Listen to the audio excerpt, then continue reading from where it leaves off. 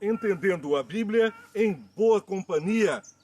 Para ter sucesso, as boas companhias podem nos conduzir a sucesso ou não. Seria isso verdade? Ou seria isso uma das verdades?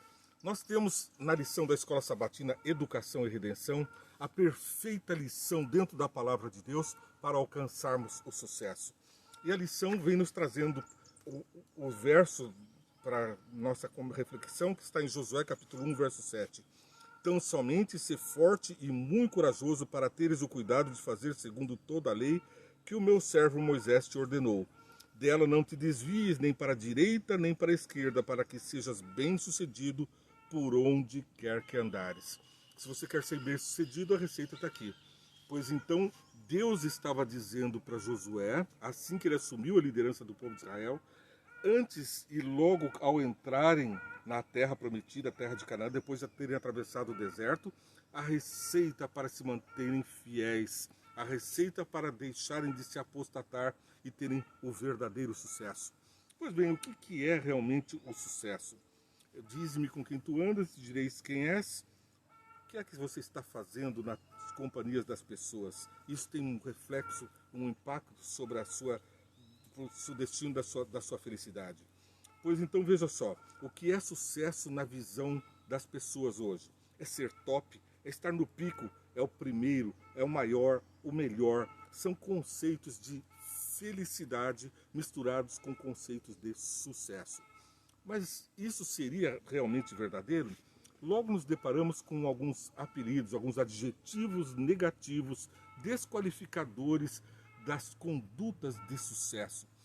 Temos o riquinho, temos aí a figura da patricinha, do nerd, aquele que vai bem na escola da lição da Escola Sabatina, na escola de Jesus.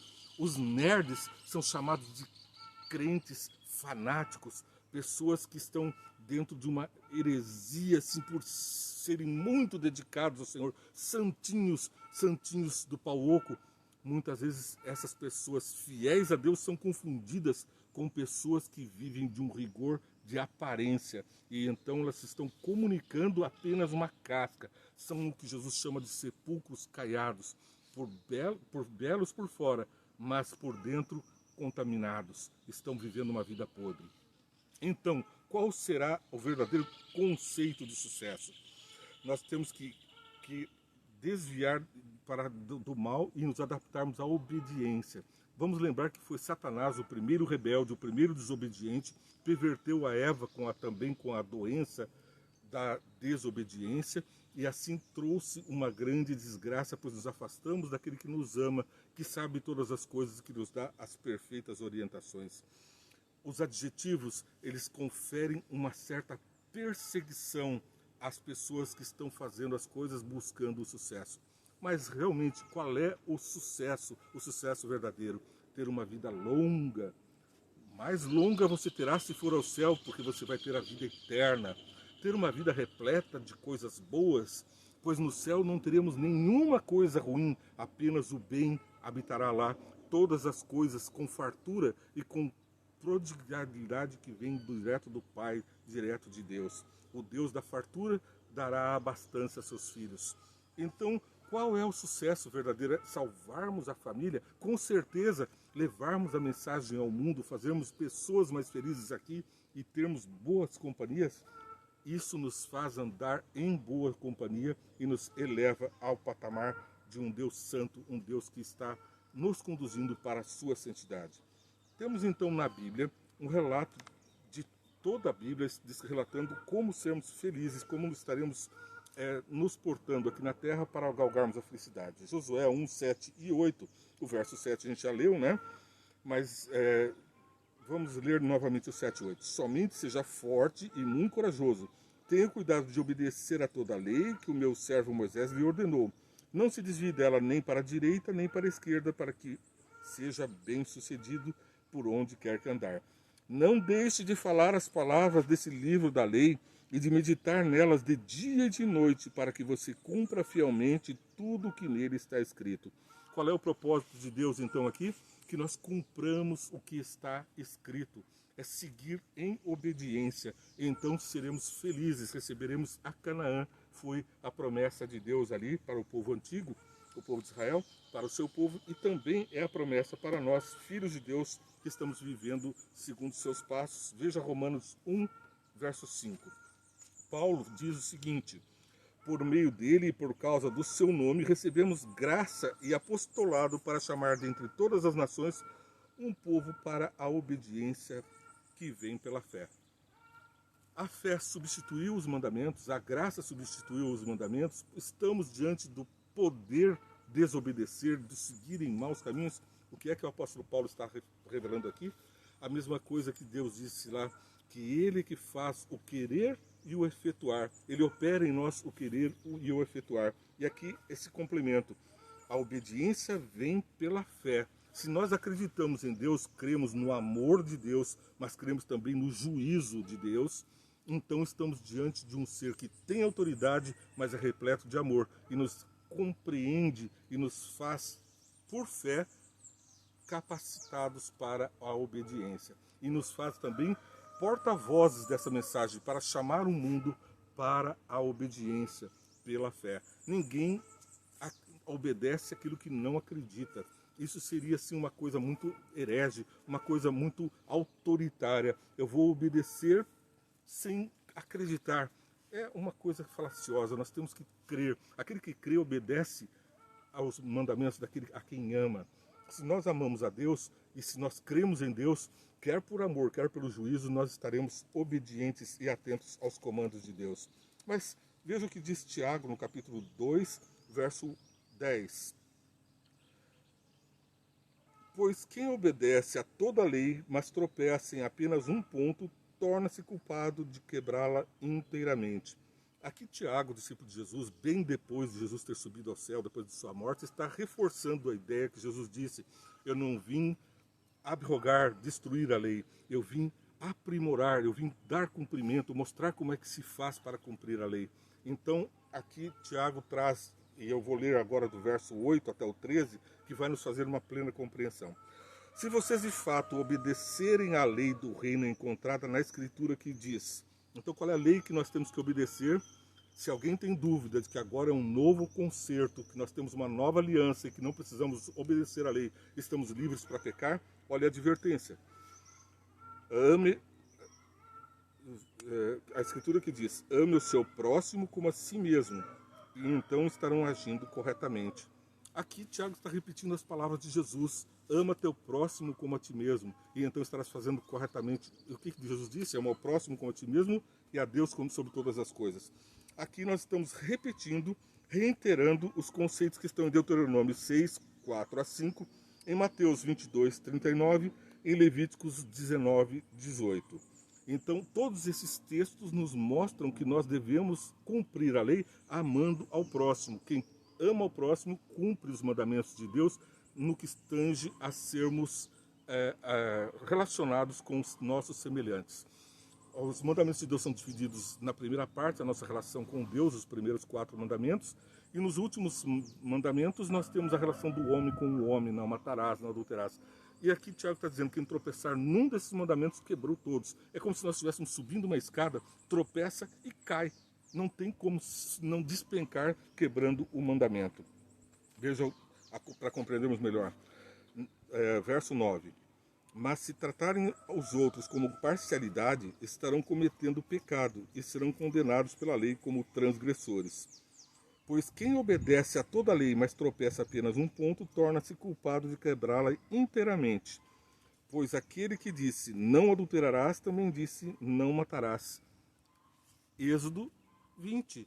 Está aqui Tiago repetindo as palavras de Jesus e repetindo o Êxodo capítulo 20, que dá os mandamentos: não adulterarás. E ele faz a menção de qual lei é que deve ser obedecida lá no Novo Testamento, já nos últimos momentos do pregador apóstolo, daqueles que tiveram contato com Jesus, que receberam a mensagem diretamente de Jesus.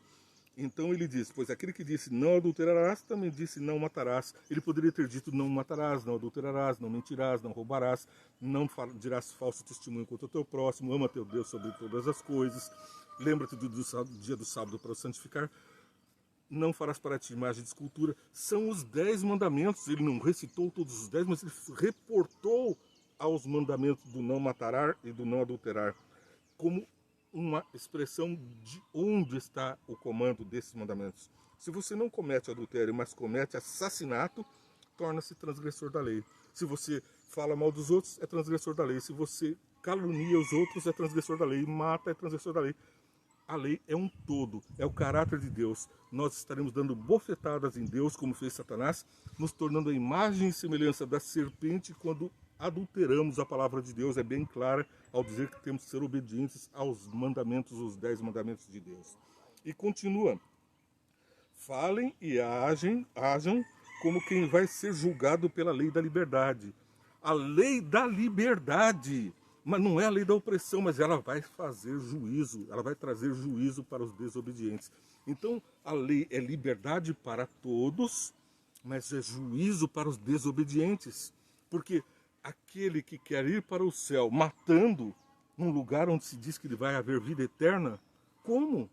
Ele está fora do contexto, está fora da regra. Vai mentindo, caluniando, não tendo a Deus sobre todas as coisas, vai querer fazer um outro Lúcifer lá nos céus, um outro eu subirei às nuvens, serei semelhante ao Altíssimo.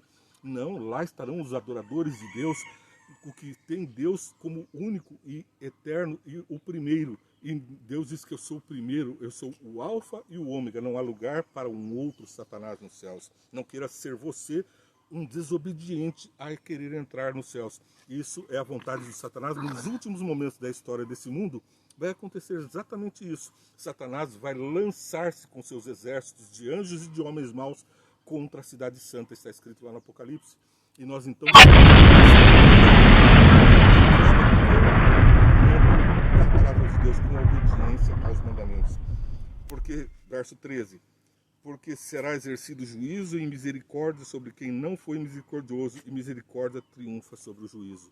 Então Deus tem a misericórdia para aqueles que desobedeceram, mas se arrependem, confessam e querem seguir os mandamentos de Deus. Ele dá poder pela fé. Tudo isso é o que está no que lemos. Depois nós vamos ver que esses mandamentos não terminaram com Jesus, com a morte na cruz, mas que eles continuam, como toda a Escritura diz, para além, lá no Apocalipse, capítulo 12, versos 17.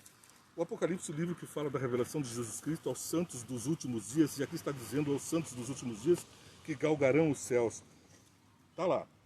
O dragão irou-se contra a mulher. Mulher na Bíblia quer dizer igreja. Jesus tem na mulher, lá em Cantares, em todo o contexto bíblico, quando fala de mulher, está falando da igreja de Jesus, né? Então o dragão irou-se contra a mulher e saiu para guerrear contra o restante de sua descendência. O dragão saiu para guerrear contra mim, contra você. Ele não está indo guerrear contra os filhos dele, ele está indo contra os que estão obedecendo. Veja, é bem claro o texto. E contra o restante de sua descendência, os que obedecem os mandamentos de Deus e se mantêm ao fiel testemunho de Jesus.